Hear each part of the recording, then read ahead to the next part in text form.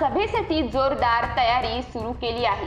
विधानसभा निवडणुकीच्या तोंडावर महायुती सरकारने मुख्यमंत्री लाडकी बहीण योजना आणली आहे। या योजनेला महिलांचा मोठा प्रतिसाद मिळत आहे, त्यामुळे महायुती सरकारची गाडी खुशीत आहे, तर महाविकास आघाडी गममध्ये आहे।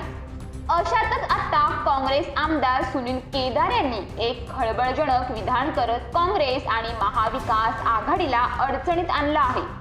2024च्या लोकसभेत काँग्रेसला महाराष्ट्र जनतेने भरभरून यश दिल्याने काँग्रेस नेते हवेत उडायला लागले आहेत। त्याच्यातून अशा बेताळ वक्तव्यांची भर पडत आहे।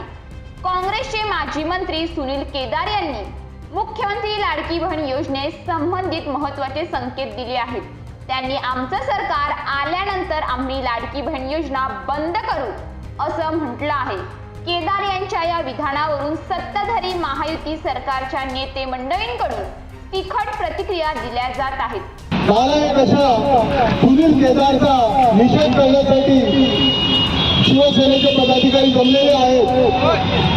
आपल्या महाराष्ट्राचे लाडके मुख्यमंत्री आदरणीय एकनाथ शिंदे साहेबांनी आपल्याला शब्द दिलाय, या महाराष्ट्रातल्या सर्व बहिणींना शब्द दिलाय की माझ्या रक्तात शेवटचा थेंब असेपर्यंत ही लाडकी बहीण योजना मी चालू करेन।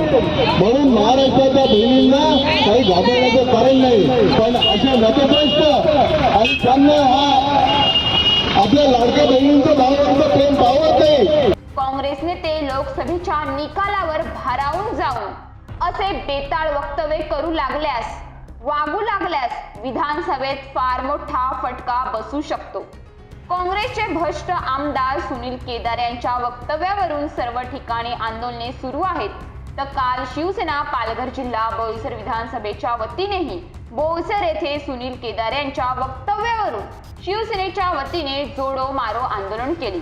या आंदोलनात शिवसेना जिल्हा प्रमुख वसंत चव्हाण, शिवसेना नेते प्रभाकर राऊळ, शिवसेना आदिवासी संघटक जगदीश ढोडी, महिला जिल्हा संघटक लक्ष्मी चांदणे, तालुका प्रमुख नितीन सातवी, युवा सेना जिल्हा प्रमुख सौरभ आप्पा, तालुका संघटिका रंजना म्हस्कर घोलप आदी कार्यकर्ते मोठ्या संख्येने उपस्थित होते।